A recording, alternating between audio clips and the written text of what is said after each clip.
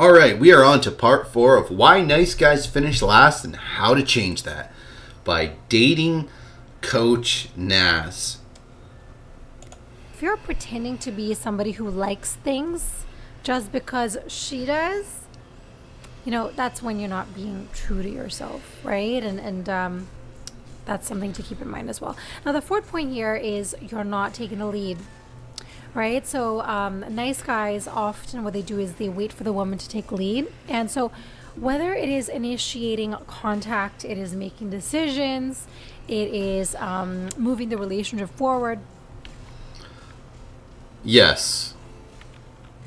You need to be moving the relationship forward. You need to be giving context to the relationship. Like, women are going to want a relationship to be developing, right? They're going to have weird standards as to, like, when a relationship needs to hit certain milestones. If you're not exactly in agreement with that, or you're in an unknown as to what those milestones exactly are, just set them yourselves.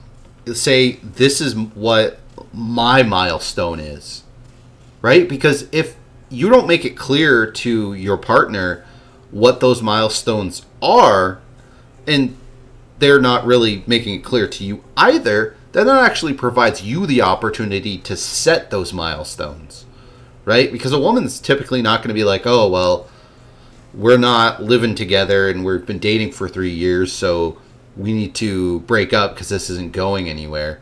Now, she said initiate contact. Now, this is going to be really hard to talk about, and I'm not sure what she's going to say, right? Like, I haven't watched this video. I'm just reacting to it live. But that's a really touchy subject because it involves touching, right? It involves consent and all this stuff, which gets really messy. People have this weird idea, and I see this in groups of the, like, nice guy incel arena of people. This idea that, like, if you so much as ask a woman out, you're gonna, like, the cops are gonna show up, she's gonna, all this insane conflict is gonna happen. I don't know how that's even remotely possible. I've never heard of that happening to, like, anyone in my personal life. I can't imagine it ever happening at all. It just is so bizarre that that's not what's happening, right? And the thing is that the laws don't reflect reality, and that creates a huge problem, right? Because, like, let's be honest here. First, second, and third dates are most of the time, there's going to be sex. Like, and by most of the time, I mean, like, 90% of relationships and dating, there's going to be sex by the conclusion of the third date. 90% of the time. I'm not exaggerating. That is a very fair statement, right? Some people aren't into that, and that's fine, but they are very rare. It just doesn't happen all that often at all. So, how you initiate that, like, the man takes the lead in the relationship, and in, like, the man is the pursuer. He asks the woman out. He's, his role is to take the lead in the relationship. So, he's also usually the initiator of sexual contact. Now, that gets very messy because there's literal laws of consent and all this stuff, so it gets tricky. And it continues to be tricky sometimes, right? Like, I've told a story of literally a woman I was in a relationship with where she wanted me to break into her apartment. Literally, like, find my way in. Like, she's like, take my key, like a spare key, here's a spare key. At some point, break into my apartment. Don't tell me, like, ahead of time you're going to do this, but when I'm asleep, break into my apartment and have sex with me. And I'm like, I'm not going to do that. Like, I'm not just, that's criminal. Like, that's literally criminal. I understand you're like consenting to it, but think of how that sounds. Like you're telling me to, like, no, like no. But it's tricky, right? Because, like, look at, there's entire cultures, like there's, like East Asian cultures where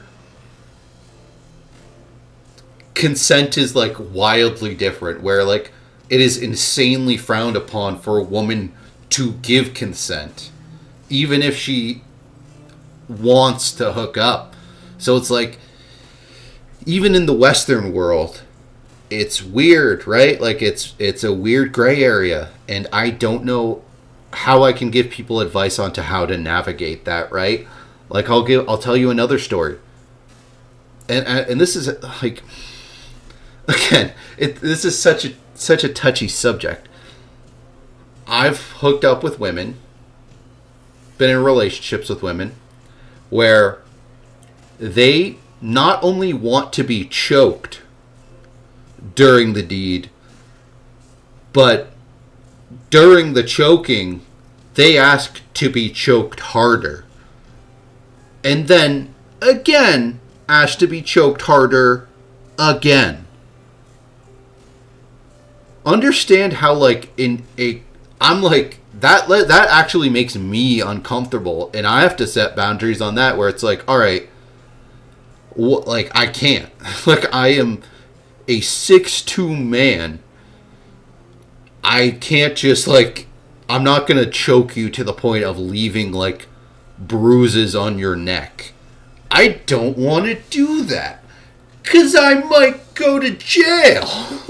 Like, even though I haven't actually broken any laws, you could just be mad at me and say I broke some laws. Like, what are we doing here?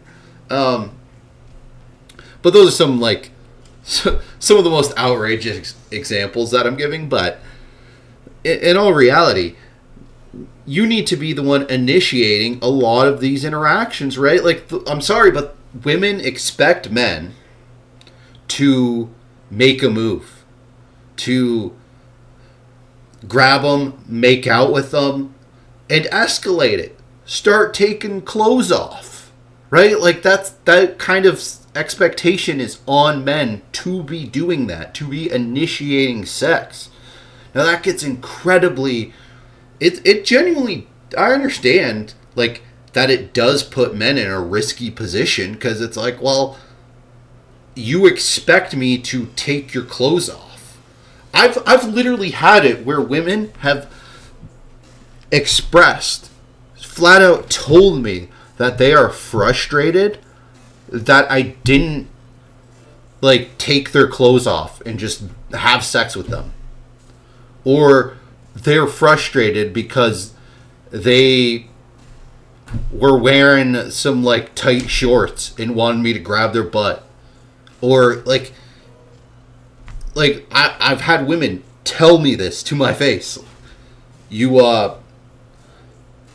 like, because think about it, right? Like, we're diving balls deep into this. We're going all the way, right? Because this gets talked about in society.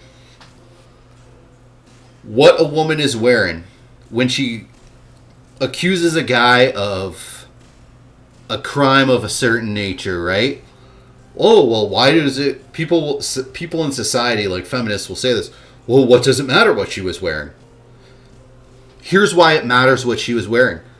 Say I'm hanging out with a friend. Say I got this female friend. We're friends. We kind of got a little flirty thing. We never really hooked up, but we got a flirtation thing. We hang out. And this friend has always dressed in a hoodie. You know, they have a certain style. They're never dressing sexy. But we start flirting. Things start escalating. And all of a sudden, she is wearing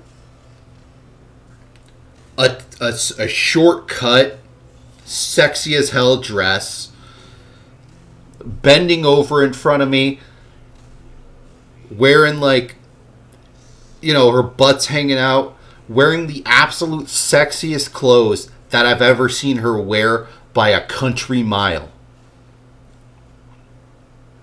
And she puts the moves on me. She starts making out with me. In that making out, she literally, say, this is a hypothetical, of course, but say that happens, she grabs my hand and she puts it up her dress. And say, well, she grabs my hand and puts it up her dress, I notice, hey, she shaved. So she had plans with me specifically. She's dressing sexier than she's ever dressed. She's being flirtier than she's ever been. She's at my place at 2 a.m. putting my hand up her dress on her snatch, which she shaved. Like, she put in a ton of effort, done up her makeup like she's never done before, put in hours of work to be sex ready, to hang out with me, to have sex with me. That's why it matters what she's wearing. In that, like, say she only wears hoodies. She wears, sweatpants and a hoodie. And the 100 other times you've hung out with her, she's wearing basically that. Or, like, the equivalent. Grungy, whatever, clothes. Well, then, maybe what she's wearing actually does matter.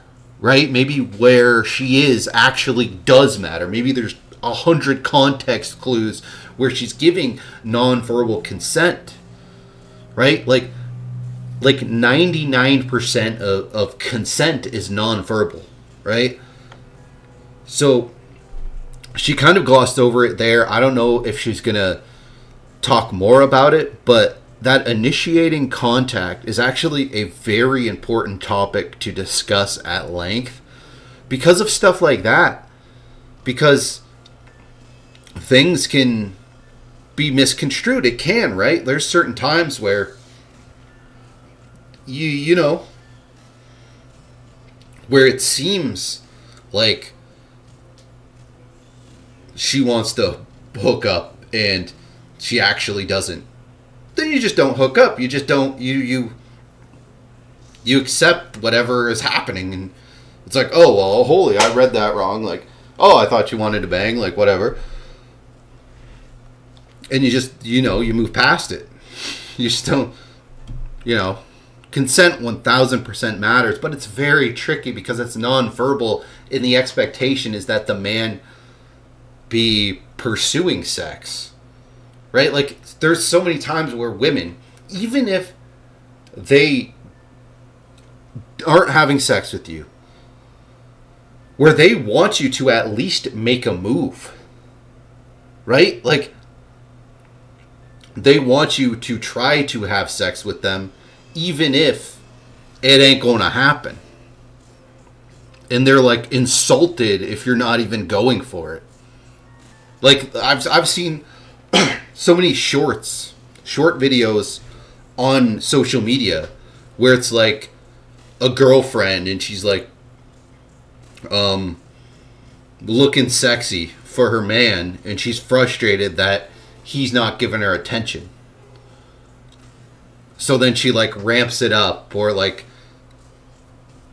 says, oh, I'm going to the club or something, and then he does give her attention. There's so many scenarios where the woman wants you to pursue her and, like, and initiate sexual contact, right? Like, it's very complicated.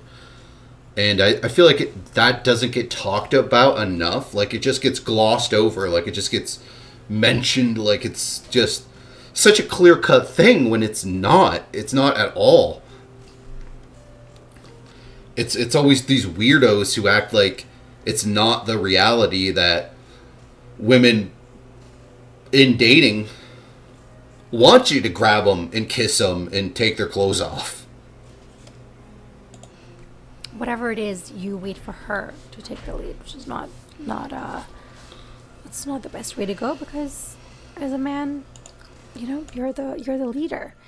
And also it's a I know there's different relationship dynamics, and there's people out there that the woman leads and the man stays at home and looks after the kids. That happens as well, right? So it really depends on the kind of relationship that you're looking for, right? But if you're a nice guy, then I still want you to make sure that you are capable of making decisions.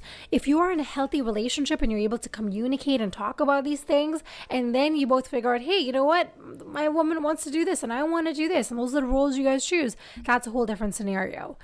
Right now, why this is a problem? Because so there's research that shows women are often attracted to men who take initiative, right?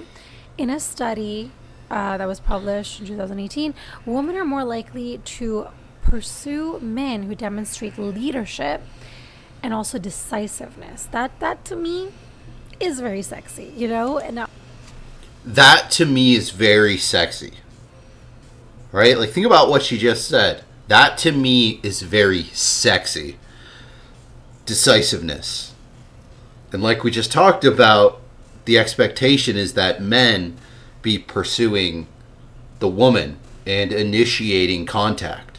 These are her words, right? And this is just the 100% reality of dating. So, like, this isn't something you necessarily need to worry about. It's just something you need to be aware of because, like I said, there's enormous shades of gray here, and it's 50 Shades of Grey. Literally about like a woman being just sexually like dominated. It's the literally the idea, the fantasy is that of 50 Shades of Grey and a lot of other romance stuff is consent kind of not mattering.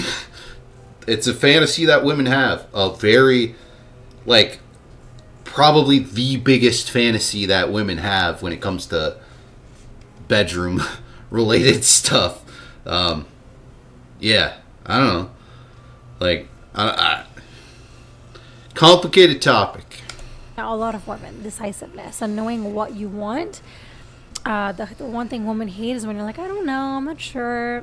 If you're always waiting for her to make the first move or lead, what it does is it can come off as lack of confidence within you. So it is key for you to take the lead. Also, when it comes to making decisions and showing interest, confidence and decisiveness are attractive traits. And when you're a nice man, usually these traits don't come along with being nice. And so this is where I think the messages get misconstrued. So for example, instead of always waiting for her to suggest plans, take charge. Make the plan, right? Suggest a fun, adventurous date. Now, the last but not least, this one is huge, is that you are fearing rejection. And this... About the previous thing, she said, yeah, just take the lead. Just make plans. Just find fun stuff that's happening around, or that you can drive to and go do, and just do fun stuff. Just be a fun person. Be chill.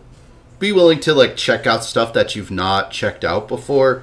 Do things that you've like thought maybe would be a good time. Because some of that stuff can end up being like quite interesting. Now sometimes you might want to do a little bit more work, because I've had it.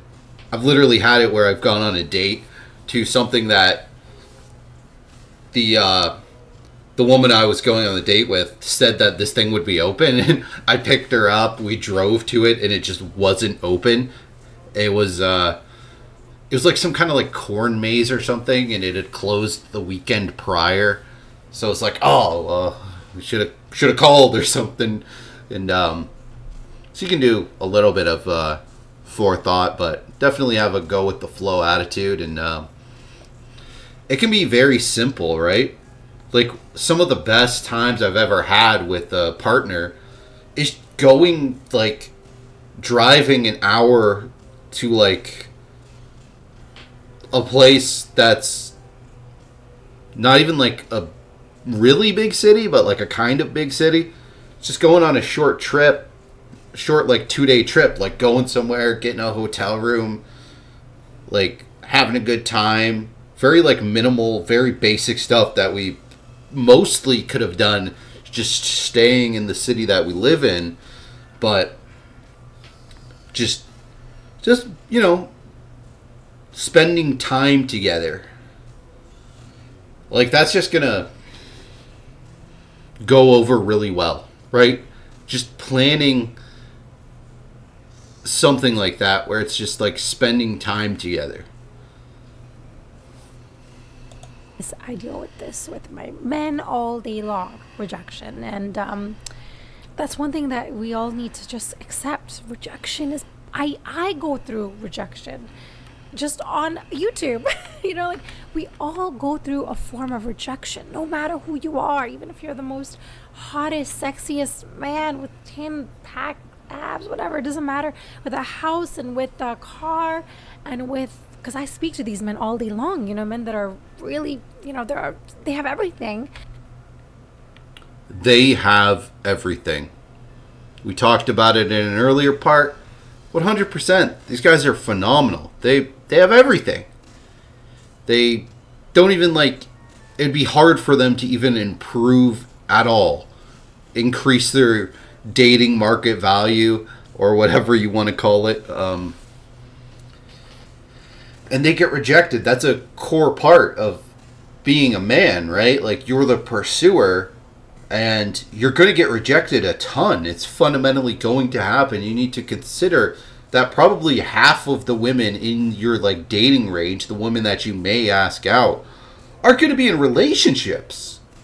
You should be asking out women and being rejected simply because they're in relationships. And you should be asking women out that you don't know whether they're in relationships or not, based off of you not knowing them, of them being strangers. You should be asking out strangers, working on your cold open, because working on your cold open improves your warm open. And a warm open is when you actually kind of know the person. Maybe you go to school with them, you work with them, or whatever. You kind of know them a little bit. So when you ask them out, it's a little bit more warm. You have a little bit more to base it off of. You can ask them out on something specific, taking them to a specific thing that they might very specifically like to do, and there's more stakes to it because you kind of know each other. You know them and they know you. It's a warm open, and improving your cold open will dramatically improve your warm open, which the warm open is probably the one that you actually care about being in a relationship with. But you cannot put all your eggs in that basket, because even if you know them, and even if you know that they're single, they might not be interested in you. That's just going to happen. You're going to get rejected a lot. You're going to get rejected the majority of the time, the majority of women you ask out. It does not matter. I have been in many relationships in my life. I have sown my wild oats. I have a lot going for me and unending confidence in myself, right? Like, I've literally never gone on a bad date in my life. Has not happened. And I've gone on many dates. And, hey, I get rejected. It happens. It's gonna happen. In the future, it'll happen, right? Like, I'm not in a relationship right now. So, next person I ask out, it's probably gonna be a no. That's just the numbers, right? That's just reality. That being said, the next 5 people I ask out, it's likely one of them is going to be a yes. Don't know which one. Don't know when I'm going to ask the person out. Don't know who I'm going to ask out. Right? I don't know. That's just how dating works, right? So you should have zero fear of rejection. If you do have fear of rejection, you certainly shouldn't be asking somebody out who you really hold a lot of value in them saying yes or no. Like, I've asked people out where I really want them to say yes, and it means a lot to me. But there was nothing but pure confidence from me. Nothing but absolute confidence. And, most of the times that it's been to where it's consequential to me, where it matters is because as somebody who talks about these things and has been in a lot of relationships, I know what I bring to the table, who I am, and what I really want out of a partner in a relationship and out of life. So if it means a lot to me, it's usually because I've built a very strong connection with a person and gotten to know them over like a decent length of time. And, you know, so in those times it's mostly gone well, but sometimes it's gone bad. And, you know, like, and some, literally the one that comes to mind for me, right? There was this woman that, gorgeous as could be, phenomenally attractive, heart of freaking gold, like just, oh my god, like just a 10 out of 10, like 10 out of 10 in looks, 10 out of 10 in personality. Everyone I know that knows her, because like there's a lot of mutual people that know both of us. They have nothing but like the highest praise for her. I don't know if they have the highest praise for me, but they have at least some sort of high praise for me. But, well, I guess when I asked her out, it wasn't actually genuine because she lives like a decent distance away and there's sort of other complications of us dating. So like it wasn't really like, it's too complicated of a story to even get into, but I asked her out knowing it would be a no, but it was like very complicated, way too complicated to get into, but because of limitations such as geographic limitations of us just like barely ever seeing each other in person, really, just kind of like a couple of times meeting in person, it hurt to be rejected, even if me asking her out wasn't even really genuine. Like, it wasn't like I actually thought we were going to date, because it's like, well,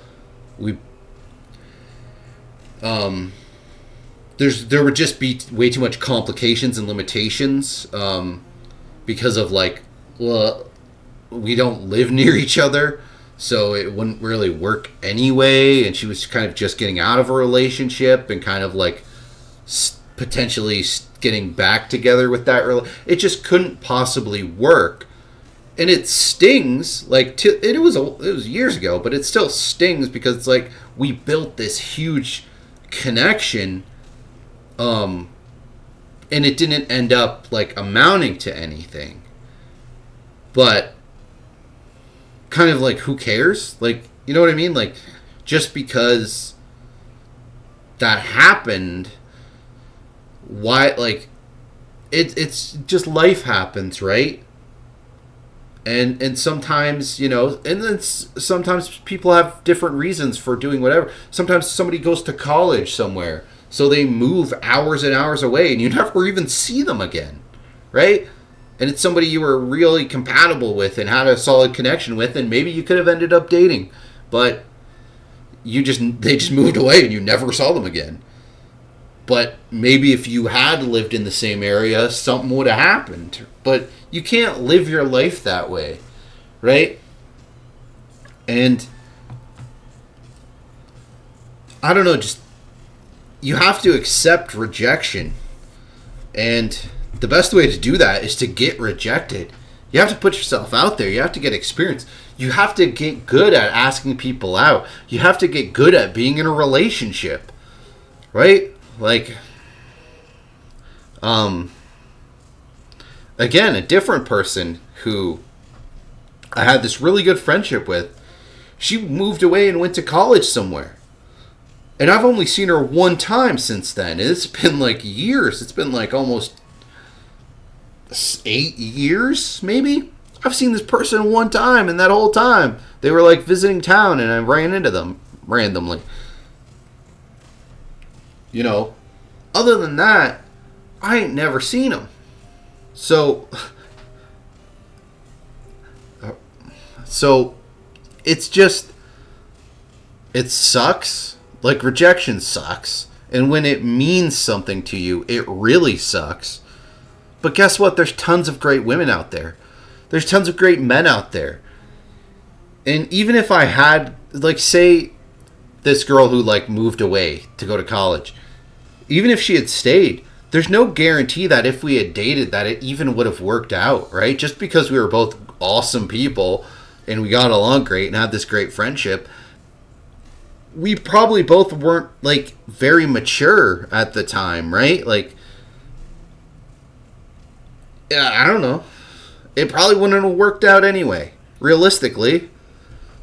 So, it shouldn't mean that much, right? If to me, women that I've built incredible connections with, who I have love in my heart for, who, you know, I've never been in a relationship with, if I can accept that, then you who've probably, like this friend who went to college, like we hung out a lot, and the connection we built wasn't just like it was involved us hanging out one-on-one and becoming like nearly best friends with each other, like actual love, like was formed. She moved away to college, and I've seen her one time since then, and it was nice to see her. We talked for a minute, whatever. You know, it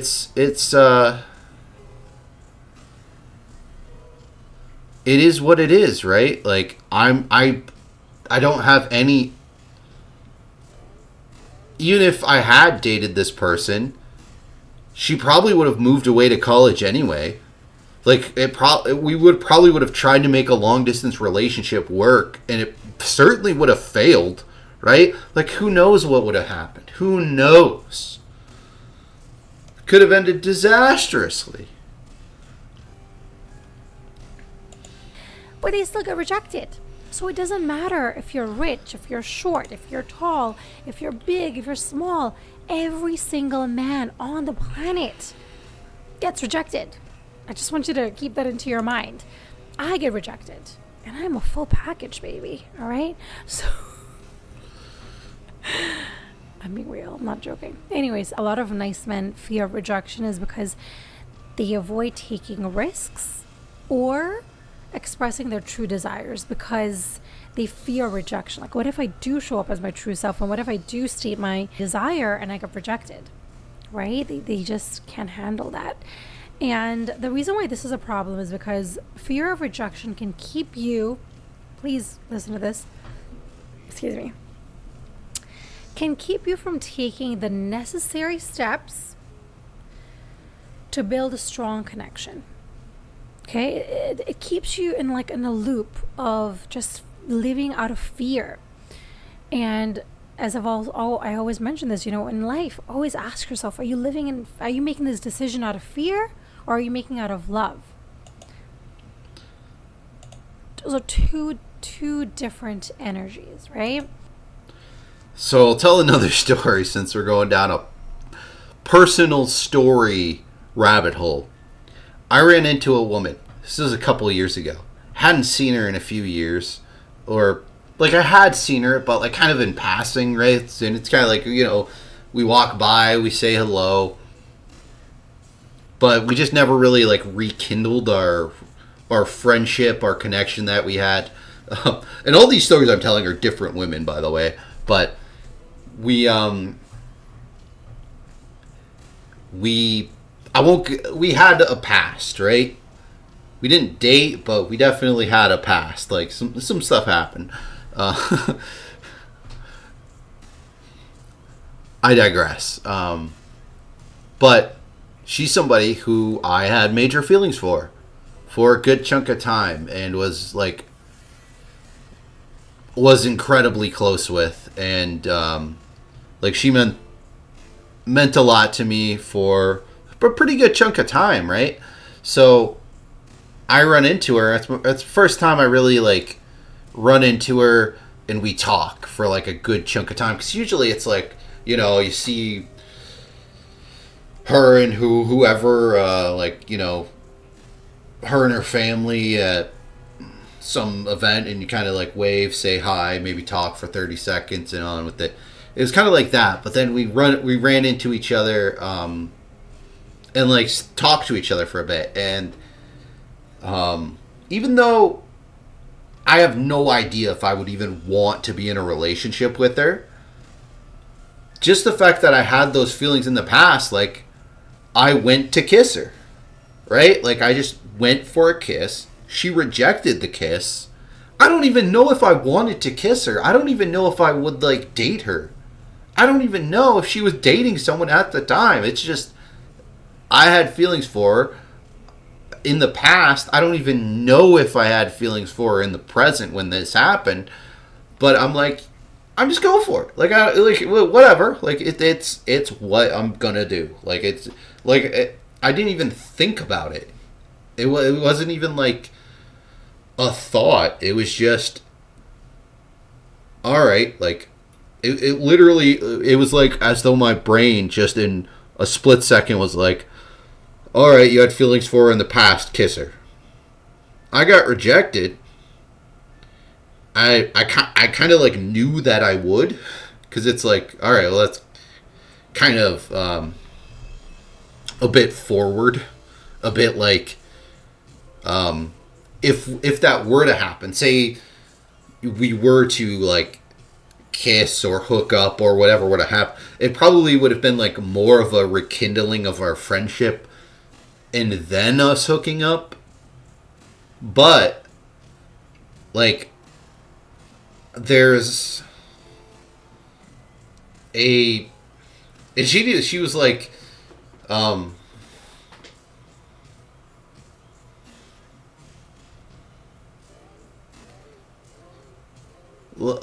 it's like we were both amused by it, if that makes sense. Like, it's both like, I don't know how to explain it, but it was something that happened, and I at no point while it was happening, after it happened, did I care about that rejection at all. In fact, when I went for the kiss, I was 100% expecting the rejection. I would have been kind of blown away if she didn't reject it, because of the just like abruptness of it, right?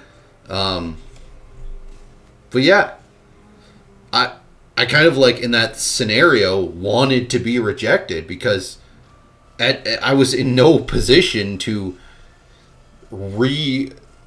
reprocess, like bring those feelings back up myself, right? Like I actually thought about it afterwards and was like, I'm glad she didn't like accept this kiss, because then I would have like probably thought about the feelings that I used to have for her, and maybe those feelings would have returned. Who knows? I don't know if they would have or wouldn't have, but I kind of didn't want to find out, you know, but who knows? I don't even know what point I'm trying to make here. I'm just telling you about something that happened. There's a study that shows people who avoid rejection are more likely to stay stuck in unfulfilling situations, fearing vulnerability or risk. That's pretty wild. And this is literally what I see every day. You know, men that are scared of rejection.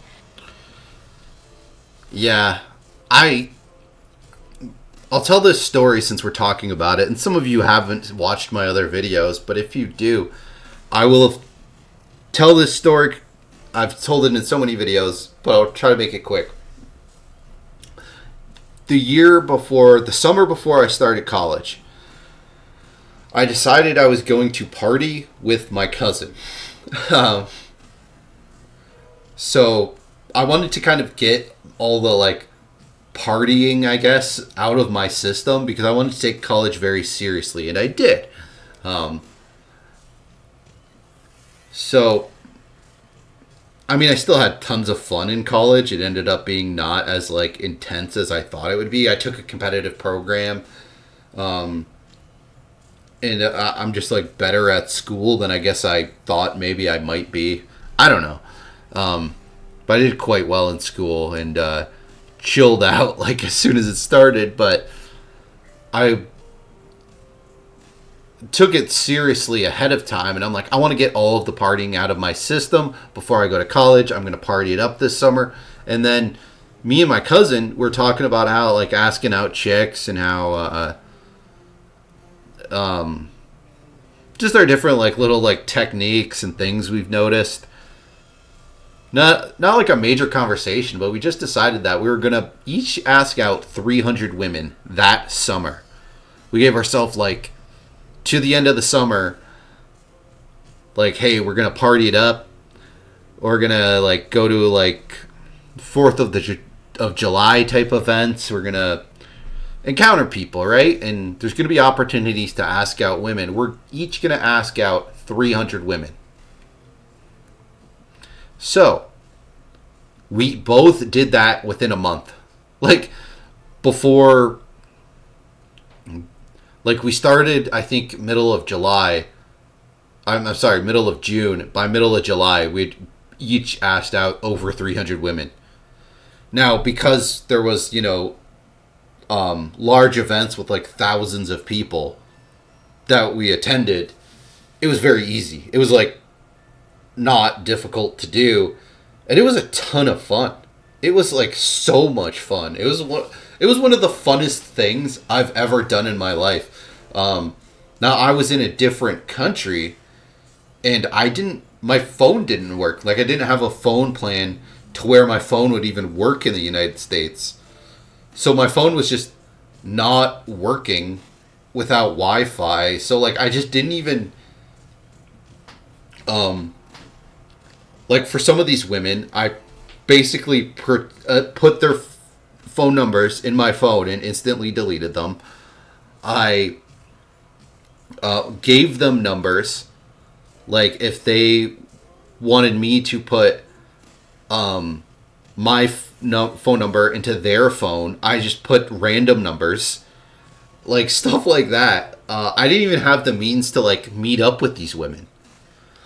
But I asked over 300 of them out and got all kinds of numbers. It was some of the most fun I've ever had because it's just so much, like, quick interactions and, like, flirtations, and I developed so much more, like, specific technique. And what I learned from that was that I can build connections with almost basically anybody.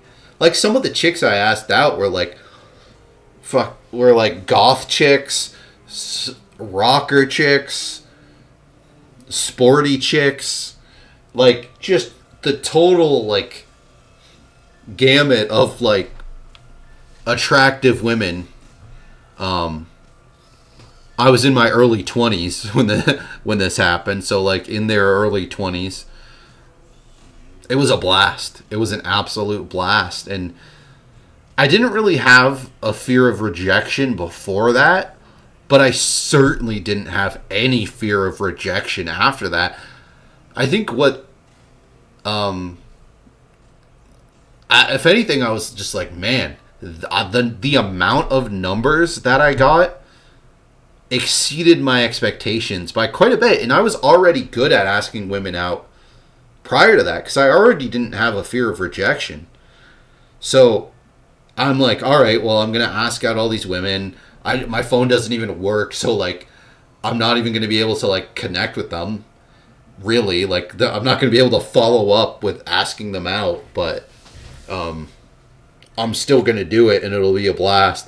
So I kind of knew that going into it, and maybe that made it, like, even more fun. And being in a different country allowed me to, like, kind of experiment, because, like I said, I had already, like, been in many relationships, so I kind of, like, knew what I wanted and understood how to, like, rizz up a woman and stuff. So I also was like, well, hey, I'm having fun with this. I may as well, like, test the boundaries of like having fun with it.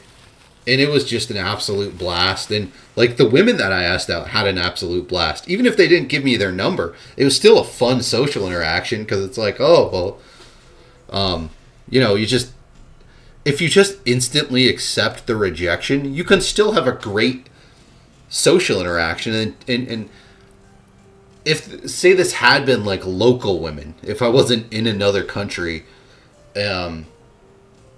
then it would have been women that I would potentially like encounter again, and it probably would have led to like genuine friendships with some of these women. And that would be the women that rejected me, right? And even some of the women who didn't reject me, right? Like, say I actually went out on a date with these women or whatever, right? Like, you can sometimes, you go out with someone and you're just not compatible. I'm friends with women who I've gone on a date or two with, and we decided we're better off as friends. We're not compatible in that way. And I've got multiple friendships that are like that. And there's just exes, like serious relationships that I've been in, where I consider them to be friends, where we talk sometimes, and sometimes more than talk. But we'll continue on with the video. We're almost done. They tend to, they tend to be afraid of going up to a woman and starting up a conversation, because they're scared. What if she says like screw you or something, which is, by the way, it never really happens. Like, these days, men do not have the audacity or they're just too scared to go up to a woman. I mean, if you are a man who, because this is just what I hear, okay, by the way, maybe I'm wrong, but if you are a man and you go up to a woman, let's say at a gym, this actually happened to me the other day, which is great, but if you're at a gym and you go up to women, or if you just go up to women in general, like at a coffee shop, and you go start up a conversation, I want you to put it down below. I want to know, are there men out there anymore that speak to women in person? Because yes, 100%. But there is also men that are afraid to. And I never understood that. Where they feel like, I think it's just an excuse, but like, they think that chatting up a woman would be like bothering her. Or even just like chatting up a woman with the clear intention to ask them out, right? Because usually when you ask out a woman, it's a very quick interaction, but it's like these guys think that it's somehow inconveniencing these women, when to like 90% of women, it's making their day, right? Even if they're just rejecting the guy, it's still making their day. Like, maybe it's because I've always been around a lot of women. Like, I have a absurdly big extended family, and even my much older female relatives, like, they are incredibly amused. I remember just recently, some of them crossed the border into Canada, and they were joking around about how they believe, and based off their story, it sounds like it's true, how the border person that they talked to was likely sort of flirting with one of my female relatives, right? Like, they find it flattering. Like, it's complicated because women will complain sometimes about that, but it's not like a serious complaint. Like, 90% of the time, unless it's like for some reason some bizarro bad experience, which it should just never be. There's no reason for it to be, unless the guy's like some total weirdo who's like doing something weird, who's not like accepting the rejection or like being a prick or like a creepo. Then it's a positive interaction that they're like glad happened. It often made their day or even their week. I don't hear about it. I mean, okay, I did have that happen like a couple of days ago. So, but in general, like, does that happen? Like, do you guys do that? And if you don't, why don't you do it? And if you do, are you successful at it? I would love to know it. I am certainly successful at it. Unquestionably. Oh my God. It's the best possible way. It's and plenty of guys I know, like, they'll literally, they'll chat up a woman at the grocery store, and it lead to a date. It happens all the time. Like, I literally have this technique, right? Maybe I shouldn't tell this story, but no, I won't tell the specifics of it. But yeah, I've just chatted up women in public places and just been like, hey, want to go get a coffee? Then we go get a coffee, and it's led to friendships, it's led to relationships. It's easy. It's a great way to do things. Now, yeah, I don't know. I don't know why it's so not common anymore, to the extent to where so many women are kind of complaining about it, about not being approached by men in public. It's an actual problem. And I'd love to have a conversation about this, because I really want us all to find love. Now, why to avoid this? If you're always holding back because you're afraid of rejection, you're not giving the relationship the chance to evolve or to be what it needs to be, right? And with these stories that I tell on this channel, it's really hard to talk about specific instances of stuff, because when I tell these stories, I imagine the person involved watching the video, which they probably aren't, but I imagine them watching the video and instantly knowing that it's them. And then them being like upset at me, being like, why did you talk about that? Like, that's clearly me.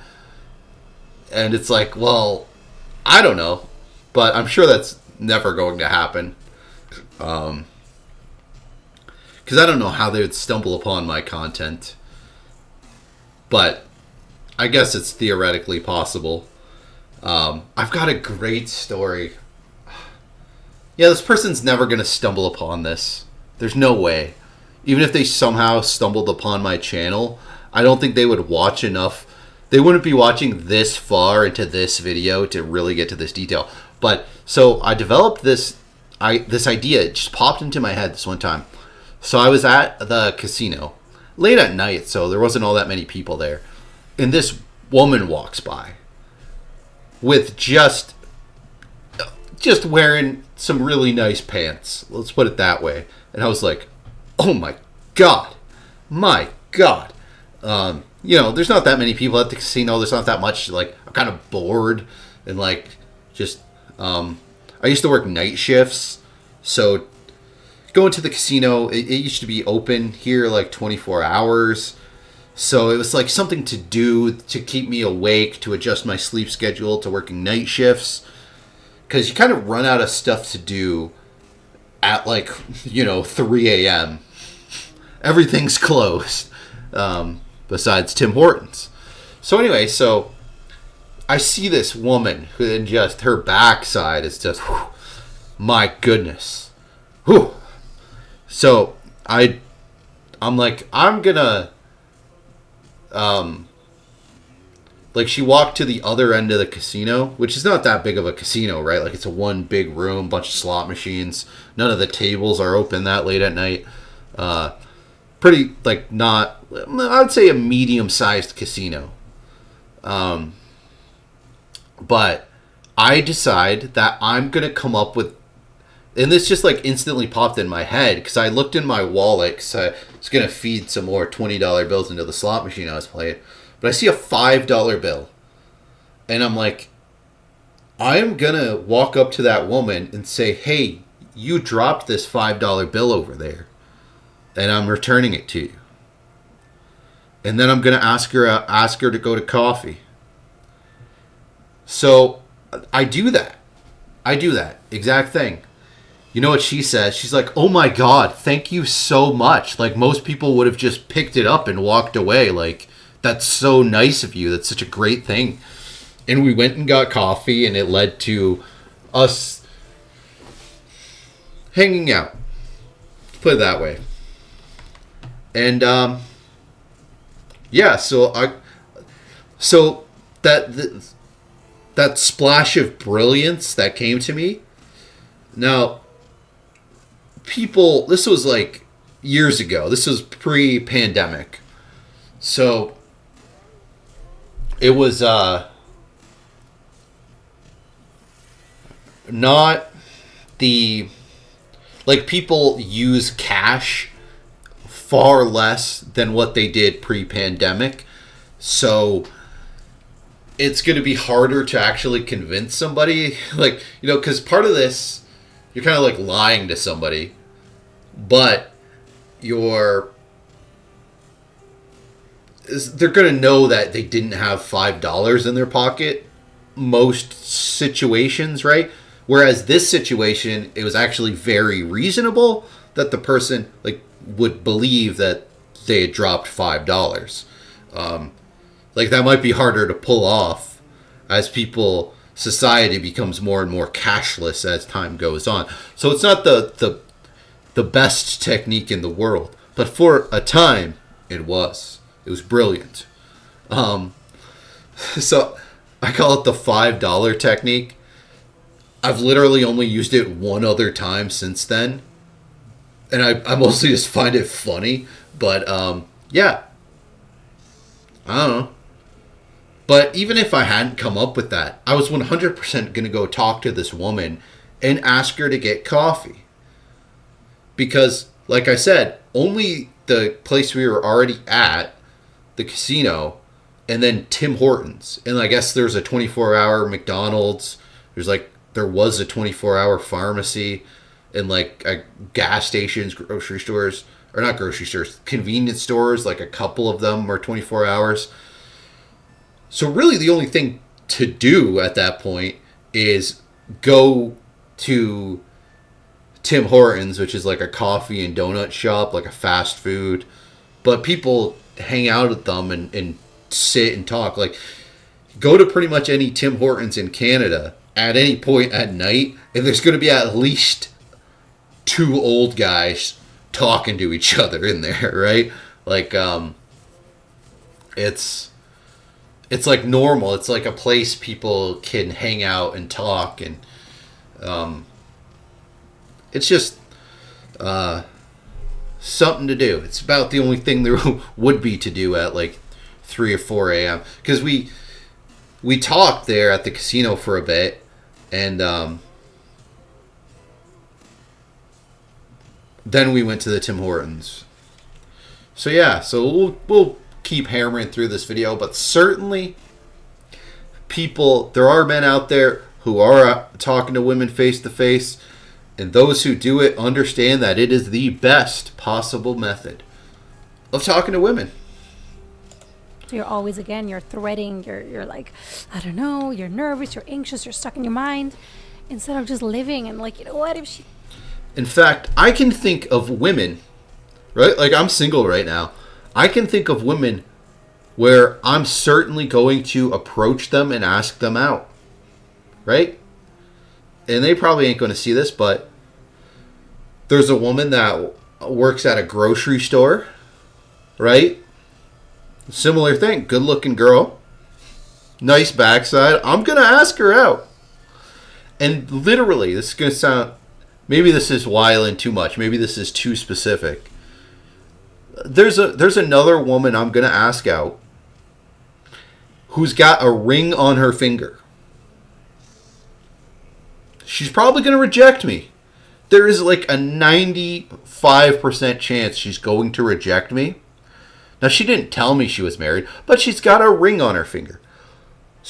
Gorgeous. Like, whoa. Like, whoa. And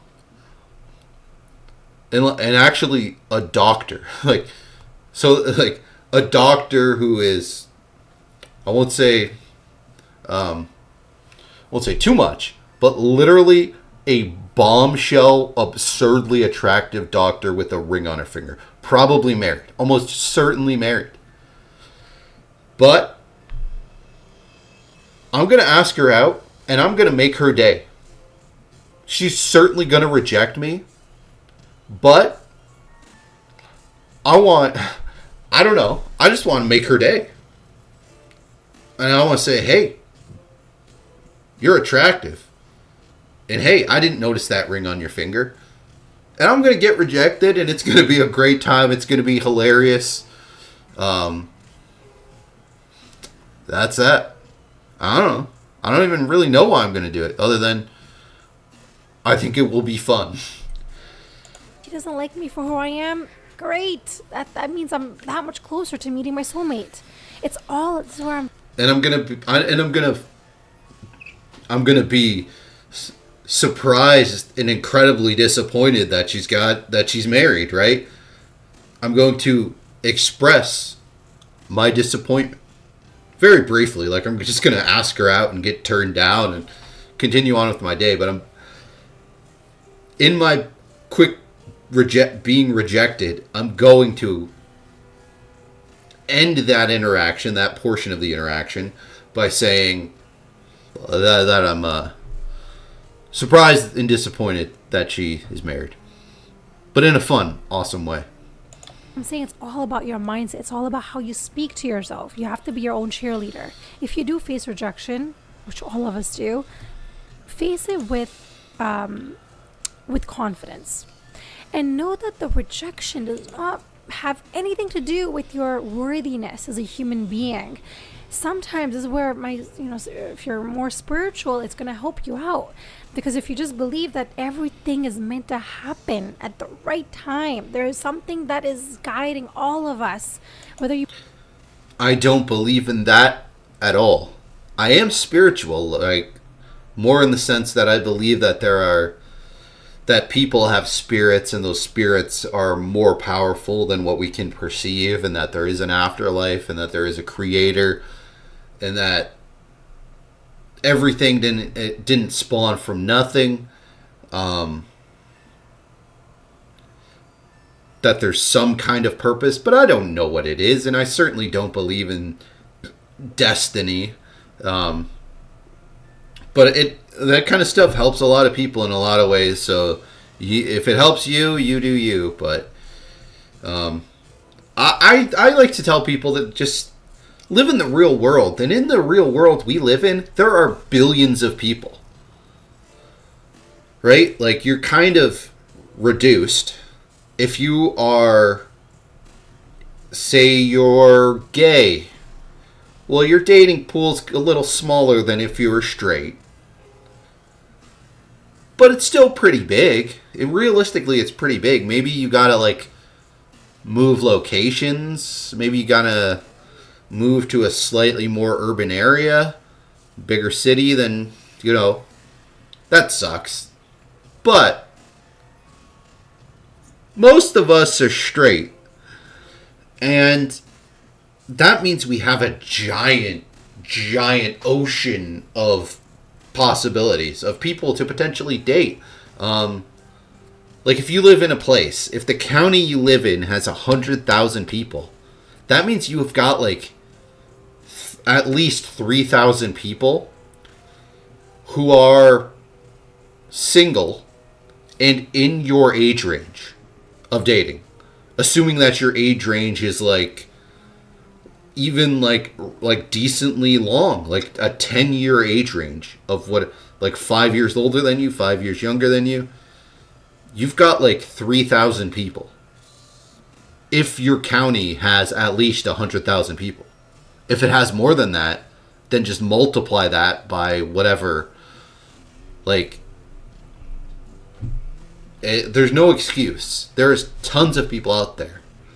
Now, society's a little less face-to-face than it used to be. So you might have to utilize social media, dating apps. You might have to put a little bit more effort into seeking out where to socialize with people, you might have to join a club. You might have to make a wider network of friends. You believe it or not, it really is. And so if you're going to be thinking like, the woman doesn't like me because I'm not enough, but instead if you just say, you know what? it's just not my time yet. Or maybe she's not, if I did end up being with her, then there would be, it wouldn't end that well. If you have that mindset, things change, and you don't remain stuck in your mind constantly like, oh, what if I did this, what if I did that, why didn't it work out? And Yeah, that's another thing about rejection is it's not just the immediate. It's not just initially asking the person out. It can be the relationship just doesn't work out. And that can be painful. That can be heartbreaking. You have to also be able to move on from that and realize there's tons of people out there. Like I said, there are thousands of people in your area who are in your dating range, who are of the opposite sex, and who are single. The town I live in has a population of somewhere between 70,000 and 80,000 people. So really not that big. And most of those people are like old people. Like there's a ton of like retirement homes and stuff. We have a very old population. So outside of my dating range. But even here, a place of like under 80,000 people. Man, I let me tell you, I got exes I could hit up at any time. I got plenty of women that I could make the night less lonely by hitting up. Not trying to brag, it's just a reality, right? I'm saying this because I want to point out to men out there, hey, there's more out there than what you realize. And it's there for they're like these women are like, I'm single, so these women that I could hit up, they're like not like they're also single. They're probably looking for love. They probably, they're not looking for love with me, but they're on the market, right? And there's tons of women, like, and the amount of women I see day to day, like, I don't even go all that many places. Like, we have a mall here. I don't go there very often, right? Like, I'm not constantly in places where I'm seeing tons of people, right? Like, I'm on my computer right now, reacting to this video. I spend a fair bit of time at the computer, and I spend a lot of time with, like, family and doing other specific stuff. A lot of my time is very occupied. So, but on a regular basis, I feel like I can't go anywhere, really, without encountering somebody who I could potentially ask out. Right? Now, some of those people, I wouldn't. Maybe they're too old, too young. I'm not attracted to them. But, like, realistically, I'd be incapable. I couldn't go to a grocery store and there not be at least somebody there who I could potentially ask out. Right? Like, it's everywhere. It's everywhere. And even if I did ask people out face to face on a very regular basis, I would never run out of people to ask out. Right? Like, it just wouldn't really happen. Now, I guess in theory I could.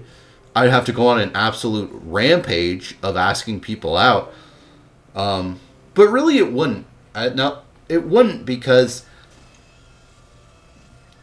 that would yield relationships, which the longest relationship I've had was about 2.5 years.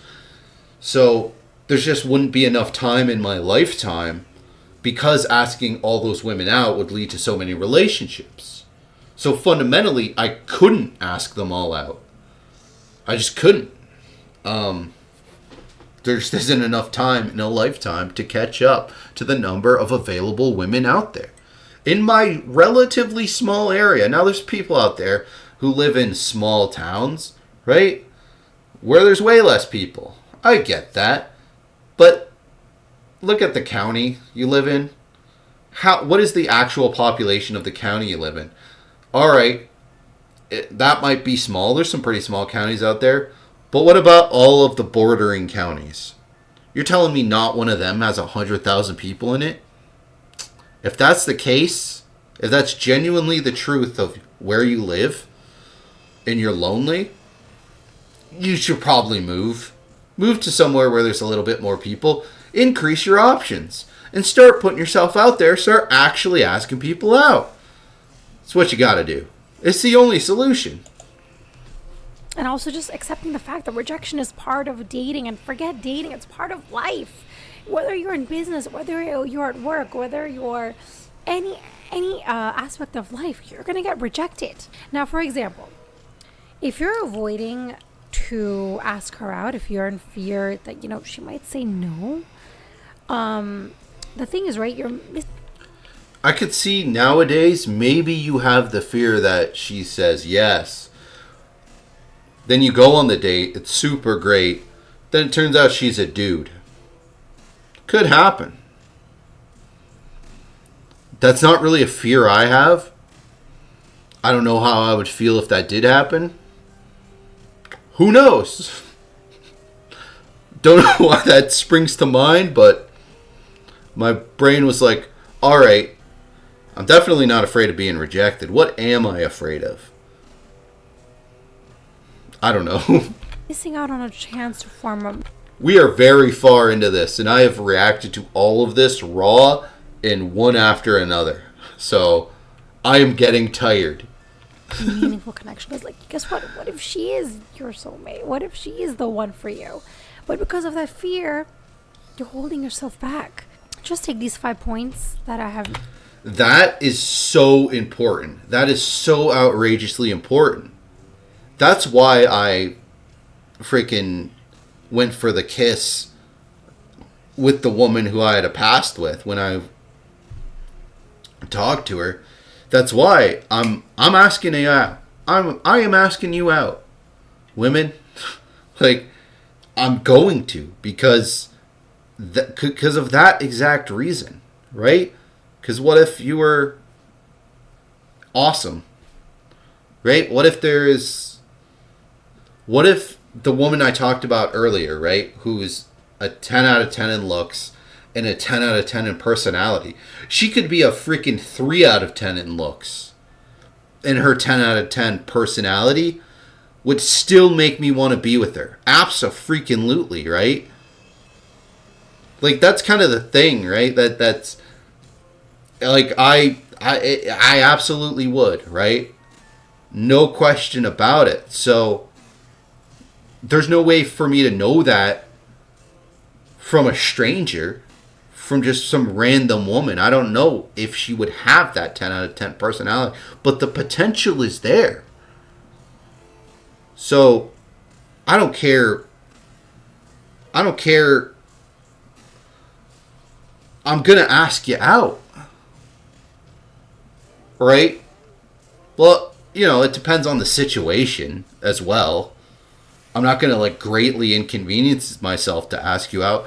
Or I probably won't even slightly inconvenience myself to ask you out. But I don't know. If I feel like asking somebody out, I'm going to ask them out. And more times than not, it's because there's some kind of little, like, interaction. Right? Like, there was a time I was at a hardware store. And this was during the pandemic. And so the person was wearing a mask. The person behind me, this woman, she was wearing a mask. And I swear to God, she was like, I was certain she was an ex of mine, right? Because I'm 6'2", and this woman was the same height as me. One of my exes was also 6'2", and was the same height as me. So there's this woman, same hair, same clothing style, and I hadn't seen her in a couple years, but same clothing style, same, like, black hair, same, like, skin tone, same clothing style, and same height, right? Like, I couldn't really, and also wearing glasses, right? Like, she wore glasses, but I didn't have like a clear view of her eyes because she's wearing this like COVID mask, right? And then wearing a hat, like a big like I don't know, Rastafarian hat. So anyway, so I'm like, is that my ex? But I didn't want to like blatantly turn around, but I'm like, I have to, right? So I turn around and call out her name, and she's like, what? And she actually like lowers her mask. And I'm like, oh, I thought you were this person, blah, blah, blah. And it wasn't this person. It wasn't my ex. Weirdly, though, like, a ton of the same features. Same build. The same height. Just weirdly, like, was not her. But I didn't tell her that. I didn't tell her that the person that she was looking identical to was my ex. So anyway, so I asked her out. Because, I don't know, this is like a positive interaction I'm having with this stranger, even though it's them not being this person who they look like. Yeah, it's, why not? Screw it. Mentioned. Keep that in the back of your mind, and if you found this video helpful, please hit the like, subscribe, hit the bell notification, and also share this with somebody who really... Yeah, this video was awesome. I really liked what you had to say. I'm definitely going to hit the thumbs up. I'm going to comment great video, because it really was. I really liked what you had to say. You touched on a lot of topics, which was nice. I like to dive like balls deep and do this like podcast style long form content. Dating coach Naz. Why men go for younger women. Stuck venting, breaking the cycle. I just kind of want to see like how long she's been at her. So 5 months. So she's quite new to this. I definitely want to check out more of her videos. It's kind of hard to tell if someone is... I'm going to hit subscribe. It's hard to tell if somebody's going to kind of like reiterate a lot of the same points. But you kind of have to when talking about dating, because there's just kind of some really common things that just come up again and again. Like, I react to videos that talk about dating. I've made so many reaction videos to Courtney Ryan, and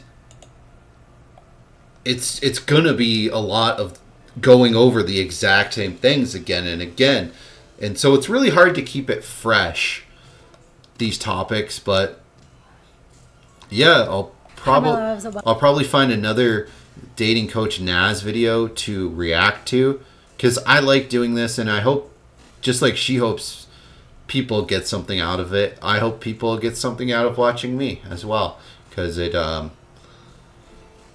don't know, I want to help people, and I want people to find happiness. It kind of bums me out, really, that the fact that there's so many men out there who just lack so much confidence and don't give themselves a break, don't give themselves like the flexibility, the understanding that it takes time to get good at anything, right? Like, it's a skill issue, but how skill is very complicated, right? Like, I'll tie this into another topic I talked about recently.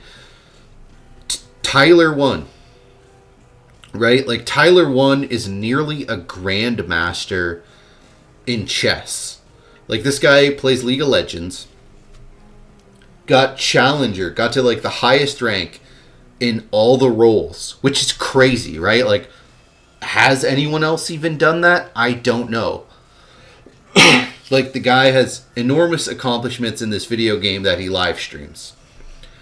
He decides he's going to play chess. So he goes from being not very good at chess to almost a grand master.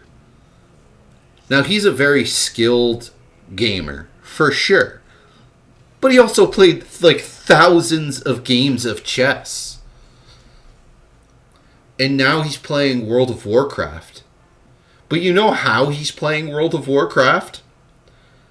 So, like, a few months ago, he had never played it, had no idea what he's doing. Now he's a pretty good player. Not only is he leading this streamer guild, but he is, like, pre-raid best in slot. Like, he has the best items his character could have.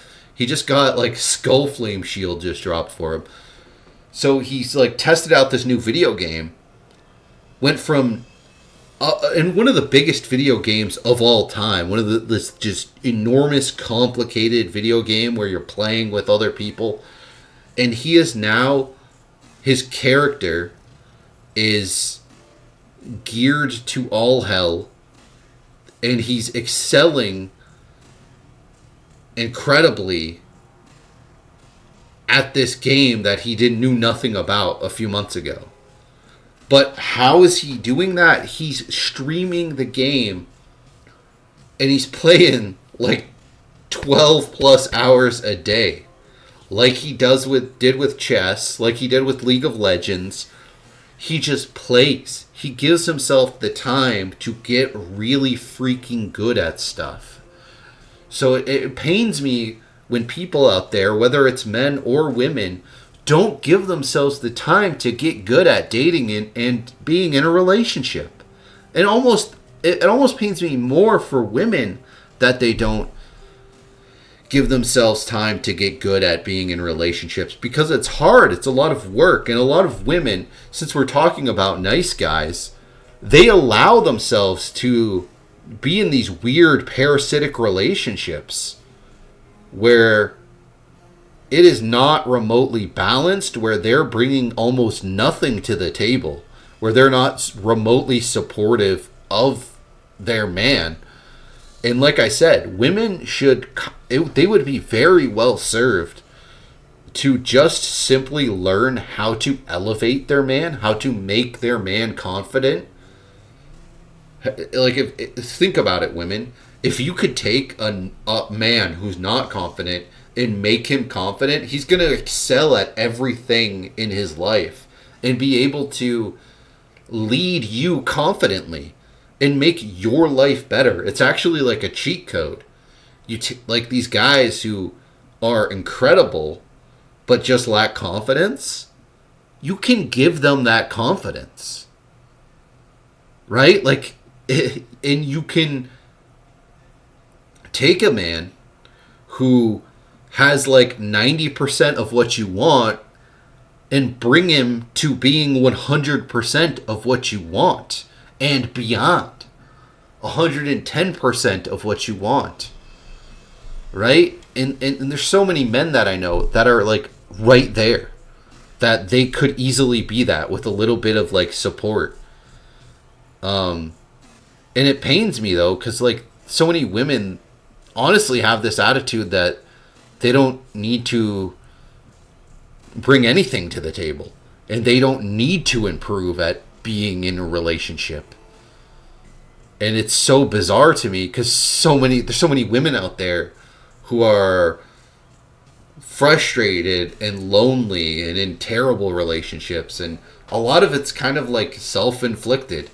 Like I said, a lot of women like will nag a man down, tear him to shreds, eviscerate his confidence, and just like eat away at the guy's soul. And it's like, why are you doing this, women? You're with the guy. You're an extension of each other. Like, you should be elevating each other. Like, I feel like men more so understand that. And elevate the women that they're with. But yeah, but there's so many guys out there who just don't need to have zero confidence. They should have loads and loads of confidence. And I don't quite get the disconnect, and I wish I did, between men not having confidence and them understanding that they will gain confidence through experience. right? Like like to me it's so clear. Anytime I do something for the first time in my life, I'm not going to be very good at it, somewhat. And then as I do it, I'm going to quickly learn it and quickly get better and better and better.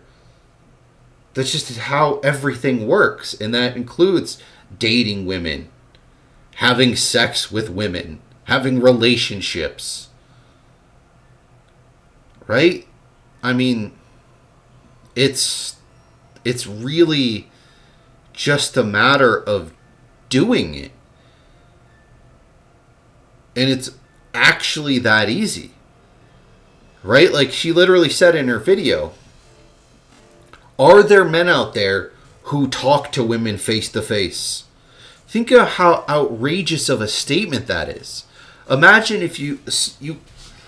if like your grandfather heard such a statement. Like people who lived in a time where you had to talk face to face. They'd be like, what?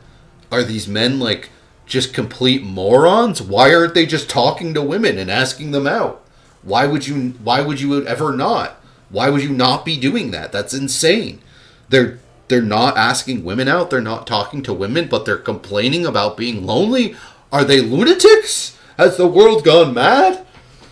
That's what they would say. That's what they would think, because it's insane. It's actual insanity. It's you expecting to find a relationship without talking to the person you might potentially have a relationship with.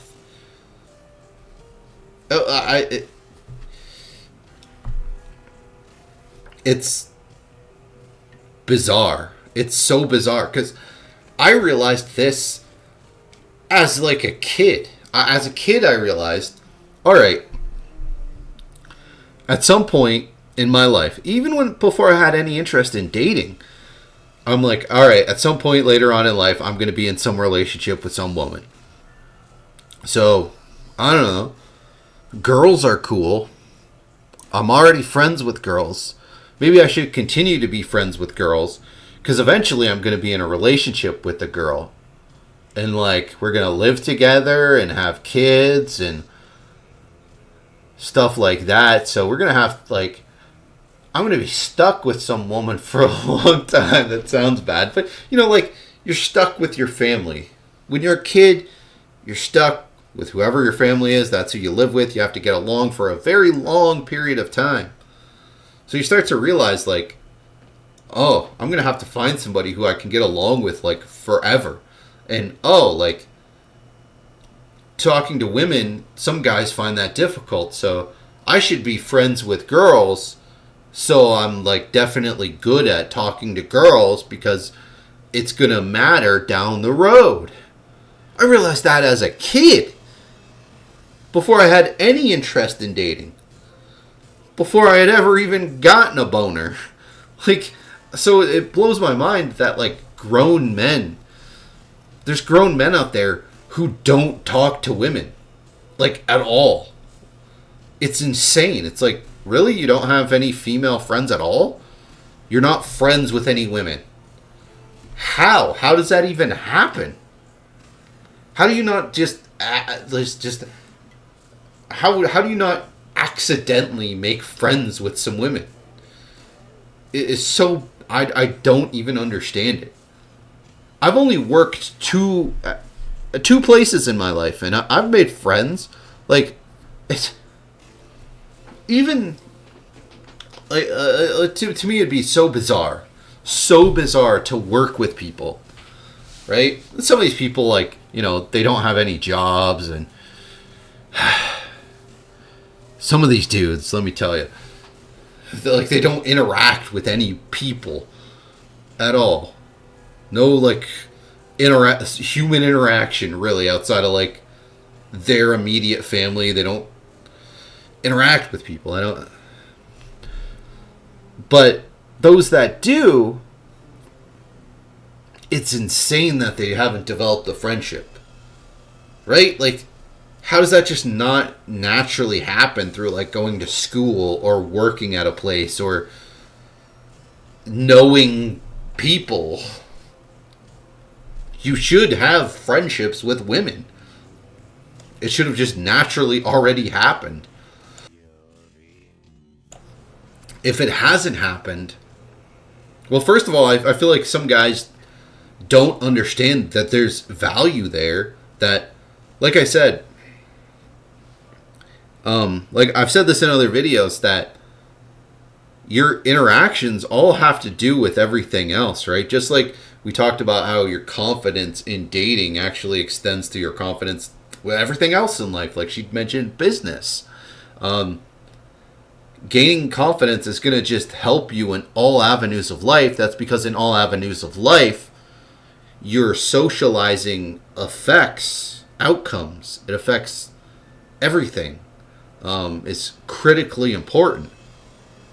So you should have realized by now, talking to women outside of the context of asking them out and being in a relationship with them, just talking to them as people is incredibly valuable, because you learn sort of the differences between men and women, how to have good social interactions with women, how to have fun with women, and that will come in handy in a major, colossal way when you're in a relationship with a woman.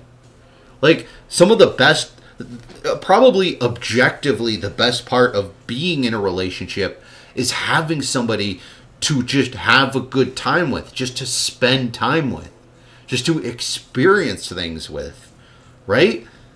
That's the most fun, best part of a relationship, is living life with somebody, doing things. It's, to me, it's so obvious, so obvious. You can see that I searched nice guy, and that's how I found this channel. But yeah, I really liked your video, Dating Coach Naz. I get skeptical when somebody's a dating coach. It's kind of like somebody in particular kind of turned me off. Somebody who's a life coach. Certain life coaches kind of turned me off of the idea of like dating coach as a title, because there's some of these life coaches have the like jankiest, insano lives. Like, it's not a life that anyone would be like envious of, and their life is in total disarray, but they're giving other people life advice.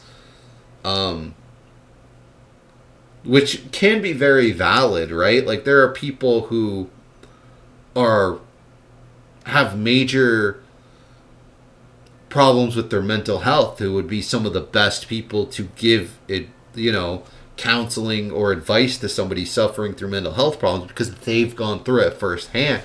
So they can share firsthand direct experience.